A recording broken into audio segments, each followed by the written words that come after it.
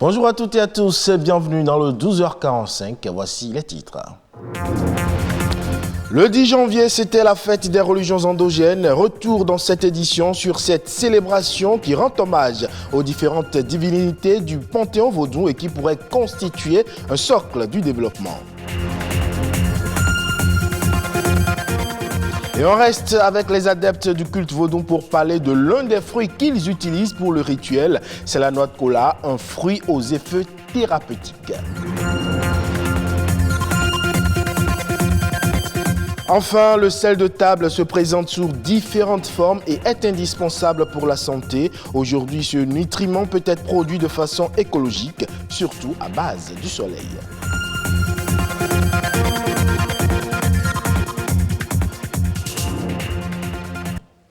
Bienvenue à vous, si vous nous rejoignez. Vous le savez, le 10 janvier dernier, c'était la fête des religions endogènes. Cette journée avait été initiée pour sceller la laïcité entière du Bénin et celle de ses origines. Mais au-delà des prières, des sacrifices et autres démonstrations culturelles et cultuelles qui caractérisent cette célébration, les religions endogènes constitueraient aussi un levier pour le développement. Du moins, c'est ce que nous dit cet élément. Patrimoine immatériel du Bénin, le vaudou est à l'origine du savoir-faire et des pratiques artistiques et culturelles soutenues par des sonorités spécifiques. Son influence dépasse les frontières béninoises. Le vaudou, c'est Dieu. En ce sens que le vaudou, pour ceux qui l'acceptent comme tel, c'est la cause causante. C'est la force première. En tant que tel, le vaudou relève d'une sacralité. Le vaudou est au centre de toutes les préoccupations. Ce sont des esprits, des milliards d'esprits qui circulent dans le vide universel. Que nous, on va chercher, on met dans les représentations du bois, il y a des esprits. Dans le couvent, il y a des esprits dedans. C'est pourquoi on l'appelle des représentations anthropomorphiques. C'est ça, vaudou. Commémorer chaque 10 janvier la fête du vaudou, loin de son aspect festif, revêt une signification plus profonde qui transcende les générations. La journée instituée au-delà de ces aspects festifs permet sur le plan social de se poser la question de savoir qui sommes-nous fondamentalement. Si nous ne nous retrouvons pas derrière un rouleau pour bouffer la cuisse de poulet ou de mouton, ça devrait nous permettre de nous réfléchir sur nous-mêmes et dire qui sommes-nous. Et à partir de la réponse que nous trouvons grâce au vaudou, à partir du vaudou, avec le vaudou, à travers le vaudou a permis au Bénin tout entier de se réconcilier un tant soit peu avec la laïcité contenue dans sa constitution. C'est l'une des rares fois où, c'est la seule fois, c'est la première fois où on a évoqué une journée entière consacrée au vaudou et qui permet une certaine réflexion. Depuis 892, la légende suit son cours. Considéré comme une religion de la nature, le vaudou a permis au Bénin de se développer. Et lorsque vous voyez le gisement, lorsque vous voyez le potentiel, car le vaudou, vous vous direz sans doute que le développement socio-économique du Bénin passe par la culture générée par le vaudou ou n'existera pas ou ne passera pas. Parce que ce soit sur le plan économique, sur le plan culturel, sur le plan politique, sur le plan social, sur le plan technologique, le potentiel n'est même pas encore entamé. Comment nous autres Béninois, nous nous saisissons de cette dimension profane, pas rituelle, pas initiatique, pas sacrée, mais de cette dimension séculière, cette dimension profane pour offrir au monde ce que nous avons de plus cher, ce que nous avons de plus vrai, ce que nous avons de plus profond, c'est vers le vaudou. Pour réfléchir, si tu n'es pas en équilibre avec le cosmos, tu ne peux pas le faire. Parce que le cerveau est un magasin. L'intelligence n'est pas du cerveau. L'intelligence vient de la mémoire collective et qui circule dans le vide universel. Donc, vaudou permet de faire ces réalisations qui participent au développement. Un développement équilibré et durable ne saurait se faire sans la prise en compte des valeurs endogènes et des traditions.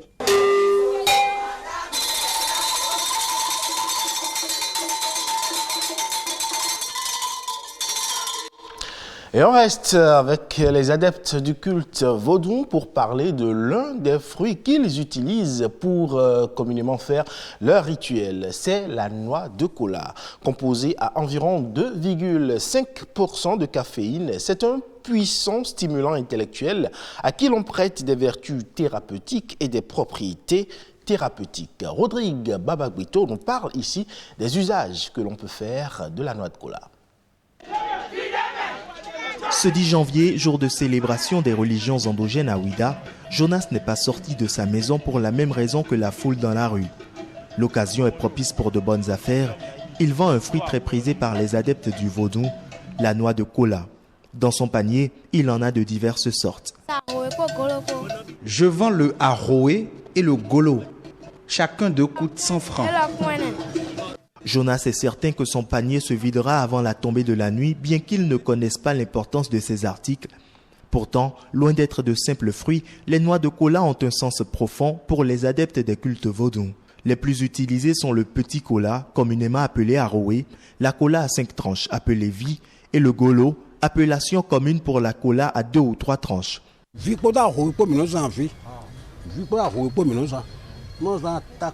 Nous utilisons ici le vi et le aroé lorsqu'on invoque le fétiche et qu'on veut avoir des réponses favorables. Quelle que soit la cérémonie à faire, ces noix de cola sont indispensables. Les adeptes du fétiche tronc utilisent plus le golo, qui est pour eux un symbole de puissance. La noix de cola, qui favoriserait la circulation du sang, serait un excellent tonifiant musculaire et on lui attribue également plusieurs autres propriétés thérapeutiques. Le aroé, par exemple, c'est un fruit laxatif. Si vous n'allez pas bien au sel et vous prenez, vous allez très bien au sel. Au cours des rituels, vous ne devez pas prendre du sel. Le prêtre de vaudou ne doit pas consommer du sel. Le aroé remplace la nourriture. Donc c'est ça qui le maintient toujours en forme. C'est ça qui maintient les prêtres de vaudou en forme. Au vie, c'est ça qu'on appelle cola à 4 quartiers. C'est aussi un fruit. Et ça joue des rôles dans l'organisme humain. Qu'elle soit rouge, petite ou à plusieurs tranches, la noix de cola est un puissant stimulant, essentiellement destiné à lutter contre la fatigue physique et intellectuelle. Cependant, ce fruit doit être utilisé avec précaution, puisqu'il tire ses propriétés, de la caféine. On parle à présent environnement pour découvrir cette façon de produire du sel grâce à une méthode écologique. Elle consiste à fabriquer le sel avec les rayons du soleil. Flavien Dovonou, environnementaliste, nous parle ici des avantages de cette méthode écologique. Par le passé, les femmes de Djegbadji, dans la commune de Ouida, produisent du sel à partir du sol salé, utilisent les bois, n'est-ce pas? Donc détruisent la végétation et font chauffer ce sol-là avec l'eau salée pour pouvoir récupérer le sel au bout de 3 heures, 4 heures de chauffage. C'est une activité qui a beaucoup d'impact sur l'environnement et sur la santé de ces femmes-là. Mais aujourd'hui, force est de constater qu'il y a une nouvelle méthode de préparation du sel qui utilise l'eau de mer que l'on fait sécher au soleil au bout de 4-5 jours pour pouvoir récolter du sel. Alors c'est une méthode écologique parce qu'elle protège l'environnement, elle ne déboise pas et elle ne détruit pas le sol et elle ne porte pas atteinte à la qualité de ces femmes qui s'adonnent à cette activité-là. Avec la méthode traditionnelle que nous connaissons, il y a la destruction de l'environnement, alors qu'avec la méthode nouvelle, le moteur de fabrication de ce sel, c'est le soleil. Donc il suffit seulement qu'on ait de l'eau de mer à porter, il suffit qu'il fasse soleil et la production de sel a lieu. L'avantage de cette fabrication de sel, c'est qu'on n'est pas tenu de rester nécessairement sur la côte pour fabriquer. N'importe où on est et il y a du soleil, on peut faire le sel. Donc c'est une activité à long terme qui, lorsqu'elle est bien cadrée, pourra utiliser beaucoup de jeunes, pourra utiliser beaucoup de chômeurs. Est-ce que vous voyez? Parce que quel que soit alpha, nous avons besoin du sel pour notre alimentation. Et cette expérience pilote a lieu actuellement dans la commune de Semekodji, où des femmes s'entraînent dans cette activité. Je crois qu'elles ne regrettent pas parce qu'elles gagnent leur vie en faisant cette activité-là. Et c'est l'occasion pour dire de les encourager, de leur doter des moyens qu'il faut pour pouvoir continuer la production de ce sel.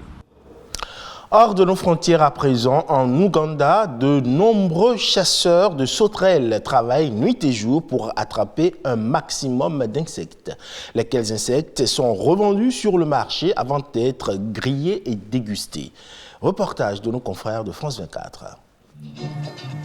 À chaque grand carrefour de la capitale, des vendeurs en proposent aux passants, qui se les arrachent. Dans des paniers, à même le sol, ou encore dans ces casseroles encore chauds. Des insectes qui ici n'ont rien de repoussant, au contraire. C'est un peu le goût de la viande, ou bien du poulet. C'est vraiment délicieux. Ces petites friandises, ce sont des sauterelles. La plupart viennent d'ici, le district de Masaka, dans le centre de l'Ouganda. Ces jeunes hommes sont des chasseurs de sauterelles. Comme tous les jours, ils installent cette curieuse structure au coucher du soleil. Quelques barils alignés et au-dessus des plaques de tôle ondulées. Un piège savamment mis en place. Allez, on le prépare correctement, comme ça ce soir on va attraper plein de sauterelles. On doit l'installer chaque jour, et on doit le défaire tous les matins. C'est comme ça qu'on récupère ce qu'il contient. Lorsque la nuit tombe, tout est prêt. Il ne reste qu'à allumer le dispositif. Les ampoules suralimentées crachent leur lumière aveuglante qui se reflète sur la tôle. Un îlot fluorescent apparaît. C'est donc un piège lumineux. Il attire toutes les sauterelles à la ronde. Celles qui passent dans le ciel tombent contre ces plaques de tôle et glissent dans ce baril. Alors on attend jusqu'au petit matin pour en récupérer un maximum. Les chasseurs mouillent les barils pour empêcher les proies de remonter. Eux-mêmes sont brûlés par les lumières surpuissantes. À cause des lampes, ma peau est totalement sèche. Et le matin, je pèle. Et mes yeux aussi me font mal, ils sont complètement secs. Lui aussi, il regarde sa peau. Elle pèle et ça lui brûle les yeux. Pour renforcer encore le faisceau lumineux, ils embrassent des herbes humides. La fumée blanche concentre la lumière. Un savoir-faire hérité d'une longue tradition. Dans la nuit, d'autres pièges s'illuminent à perte de vue. C'est toute une région qui vit au rythme de cette chasse aux sauterelles. Et juste avant l'aube, c'est l'heure de la collecte. On n'en a pas attrapé beaucoup ce soir. Une douzaine de sacs tout de même, de plusieurs dizaines de kilos chacun. Ils sont chargés sur la voiture. Il faut maintenant faire vite. Les insectes doivent arriver vivants et le plus tôt possible sur le grand marché de la capitale, Kampala. Aux premières lueurs du jour, les acheteurs évaluent la marchandise et les négociations commencent. Il n'y a pas de prix fixe. Un jour c'est à ce niveau-là, le lendemain beaucoup plus bas. Ça change constamment. En moins d'une heure, Ibrahim Katangol a déjà tout vendu et empoché près de 750 €. Et les vendeurs continuent à arriver de tout le pays, dans une immense cohue. Moins cher, mes sauterelles, moins cher. Il faut ensuite les préparer. Des centaines de petites mains s'affairent. Les ailes, les pattes et la queue sont arrachées, comme pour des crevettes. Elles sont revendues comme ça, décortiquées, prêtes à être cuisinées à la maison. Je les vends un peu moins de 2 € par tasse, comme celle-ci. Ce soir, lorsque je vais rentrer, ma femme va les faire frire. Ça sera parfait. Ça va être mon petit casse-croûte. Ça va être délicieux. La teneur en protéines des sauterelles est bien supérieure à celle du bœuf ou du poisson. C'est aussi un aliment sain, bon marché et écologique selon tous les experts. Une série de qualités qui en font à coup sûr un ingrédient incontournable de l'alimentation de demain. Ce sera tout pour ce 12h45 que vous pouvez retrouver sur le site de l'ORTB, le www.ortb.bj. Portez-vous bien et à très bientôt.